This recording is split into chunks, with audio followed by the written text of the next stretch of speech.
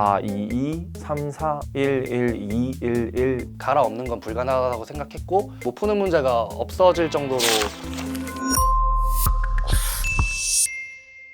안녕하세요. 현재 한양대학교 약학과에 재학 중인 2, 3학번 김상훈. 2, 3학번 광문규입니다. 저는 2022학년도 수능 당시 고등학교 3학년 현역이었고 422, 34 등급을 받았습니다. 그 다음에 재수 1년 해서 본 2023학년도 수능 112, 11을 받았습니다. 제가 현역이었던 19학년도 수능 때 저는 12232라는 성적을 받았고요. 그리고 다시 늦은 나이에 다시 수능을 도전하게 돼서 처음 본 2학년도 수능 땐 22254라는 등급을 받았습니다. 그래서 열심히 수능 준비를 해서 2, 3 수능 때는 11313으로 한양대학교 약학과 입학하게 됐습니다. 제가 고3 때랑 재수할 때 가장 크게 달라졌던 거는 아무래도 자습 총 시간이었던 것 같아요. 절대적으로 시간이 늘어나니까 성적은 오를 수밖에 없더라고요. 고3 때 물론 핑계라면 핑계인 게 사실 열심히 하는 친구들은 학교 생활하면서 정시 공부 열심히 하긴 했지만 그래도 아무래도 학교 생활을 하면서 보내는 시간들이 있잖아요, 고등학생 때는. 근데 저는 재수하면서 아침 8시부터 저녁 10시까지 갇혀 있으니까 할 게 공부밖에 없더라고요. 그래서 자수 총 시간이 하루에 적게는 10시간에서 12시간, 좀 많게는 16시간까지 해본 것 같아요. 근데 사실 저는 이렇게 앉아서 한 번에 빡 집중할 수 있는 성격은 아니었거든요. 그리고 열심히 공부했다는 아니지만 오래 공부했다는 사실 자체에 뿌듯함을 느끼고 다음날 또 일어나서 공부하는 성격이었어요, 저는. 그래서 저는 그 자습 총 시간 늘리는 것 자체에 큰 변화가 있었지 않았나, 그리고 그게 솔직히 성적 오르는데 가장 큰 계기가 되지 않았나 싶습니다. 상훈이는 16시간씩 집중을 하고 그랬는데 저는 그렇게까지 집중을 못 하겠더라고요. 집중 안 했다니까. 하루에 10몇 시간씩 공부를 하면은 10월 달에 가서 지칠 수 있을 것 같아서 한 7, 8시간 정도 최대한 집중을 해보고 후에는 조금 휴식을 취하는 식으로 공부를 했고요. 한 곳에 계속 있으면 실증이 나서 장소를 바꿔가면서 공부를 했거든요. 장소를 옮길 때 산책을 하면서 기분 환기도 좀 되고 더 집중을 잘 할 수 있었던 것 같아요. 저는 우선 현역 수능 때 가장 등급이 낮게 나오고 100분위 자체도 가장 낮았던 과목이 국어였어요. 그리고 아무래도 수능장에서 처음 보는 과목이기 때문에 국어를 망치면 다른 과목에도 영향이 갈 수 있다고 생각이 들어서 국어를 안정적으로 1등급 내지 고등점을 할 수 있게 만들려고 노력을 많이 했던 것 같아요. 고3 때는 국어가 워낙 우리말이라는 생각 때문에 딱히 강사 선생님의 도움을 받지 않더라도 등급이 잘 나올 수 있지 않을까라는 생각을 했고, 실제로도 사실 평가원 모의고사에서 등급이 잘 나왔어서 걱정이 없었는데 수능장에서 보는 국어 지문이랑 저희가 평상시에 쓰는 말이 조금 괴리감이 있다고 느껴져서 평가원의 언어를 이해하는 데 도움을 받기 위해서 강민철 선생님의 커리큘럼을 1년 내내 총 수강했고요. 국어 시험지가 총 80분 동안 운영하는 데 있어서 문학이랑 언매를 합쳐서 20분 내지 25분 안에 꼭 들어올 수 있도록 노력했던 것 같아요. 독서 지문이라는 게 1년 동안 공부해서 독해력이 늘기가 쉽지 않다고 생각하거든요, 저는. 그래서 차라리 문학이랑 언매에 시간을 많이 써서 거기서 시간을 줄여서 독서 지문에 쓸 수 있는 시간을 많이 확보하자라는 생각으로 갔고요. 수학은 정말 많은 문제를 풀어보는 게 너무나 중요하다고 생각해요.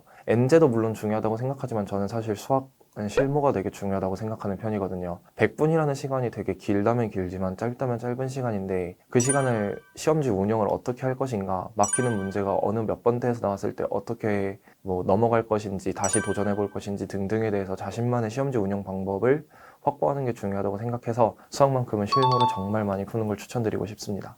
탐구는 시간을 많이 쓰는 게 정말 중요하다고 생각해서 수학만큼이나 어느 특정 강사 선생님이나 학원, 출판사 이런 걸 따지지 않고 그냥 잡히는 대로 사설 모의고사들을 많이 풀어보려고 노력을 했던 것 같습니다. 뒤늦게 수능을 응시하기로 마음을 먹고 이 수능을 봤을 때 국어 영역이 확실히 예전보다는 체감적으로 많이 난이도가 오른 걸 느낄 수 있었거든요. 저는 기존에 제가 문제 풀어왔던 방식이 있었기 때문에 처음부터 새로 갈아엎는 건 불가능하다고 생각했고, 그래서 인터넷 강의 강사들의 강의를 들으면서 생각을 조금씩 교정하는 방향으로 공부를 했습니다. 그리고 어느 정도 교정이 됐다고 생각을 들었을 때부터는 강의를 듣지 않고 혼자 고난이도 지문들을 풀면서 내가 강사라면 어떻게 풀었을까라는 생각을 하면서 공부를 했던 게 많이 도움이 됐던 것 같아요. 그리고 수학 같은 경우는 원래는 가형 수학을 응시를 했었는데 보니까 통합이 되는 교육과정이기 때문에 제가 했던 내용이랑 많이 다르더라고요. 그래서 하반기에는 엔제를 많이 풀면서 막히는 문제가 있을 때는 어차피 다 내가 배운 내용 안에서 풀 수 있을 문제들이다 라고 생각을 하면서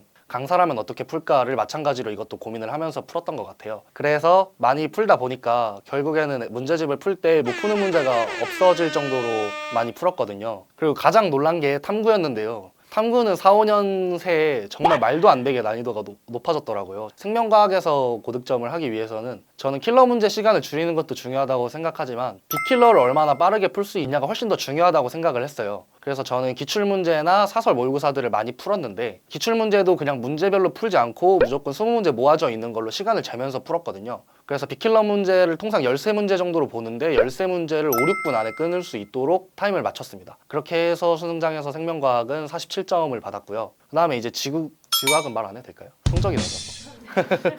다들 알잖아요. 수능이 다가올수록 더 열심히 하고 바짝 해야 된다는 거. 근데 사실 7월부터 1, 2월부터 공부했던 학생들이 많이 풀어지거든요, 실제로. 저도 그랬고, 근데 그런 모습들을 볼 때마다 어차피 제 경쟁자인데 그런 사람들이 지치고 힘들어 할 때 이때 더 치고 나가자라는 생각으로 저는 오히려 사실 상반기보다 하반기에 더 공부를 열심히 많이 했던 것 같아요. 엔제랑 실무 위주로 풀었고요. 기출문제는 사실 7월 이전에 끝내는 게 맞다고 생각해요, 저는. 물론 기출문제는 정말 좋은 문제들이 맞지만 기출문제만으로 수능에서 고득점을 하기는 이제 힘들어졌다고 생각하거든요, 저는. 물론 한 엔제를 뭐 여러 번 풀어보는 것도 좋지만 사실 저는 엔제 한 번, 두세 번 정도 풀어보면 충분하다고 생각하거든요. 한 번은 안 되고요. 저는 과목별로 여러 선생님들의 엔제를 다양하게 구매해서 두세 번씩 반복해서 풀어봤고요. 실무는 문제 푸는데도 의미가 있지만 시험지 자체를 어떻게 운영하냐에 되게 큰 의의가 있다고 생각을 해요.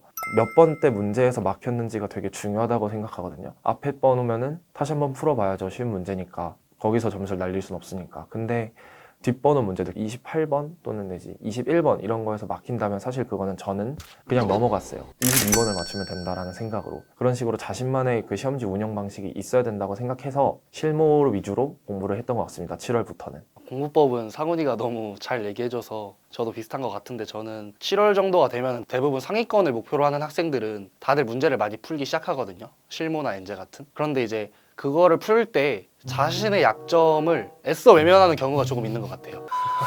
저를 포함해서 제 주위 친구들도 많이 그랬고요. 잘하고 재밌는 과목만 공부를 하게 되더라고요. 그래서 수능 날이 다가왔을 때 그 책임은 결국 제가 지게 되는 거거든요. 그래서 지금 이 영상을 보시는 분들은 자신의 약점이라고 생각되는 것들을 빠르게 파악하고 꾹 참고 노력을 하면 수능 날에 좀 더 좋은 결과를 얻을 수 있지 않을까라고 생각을 합니다.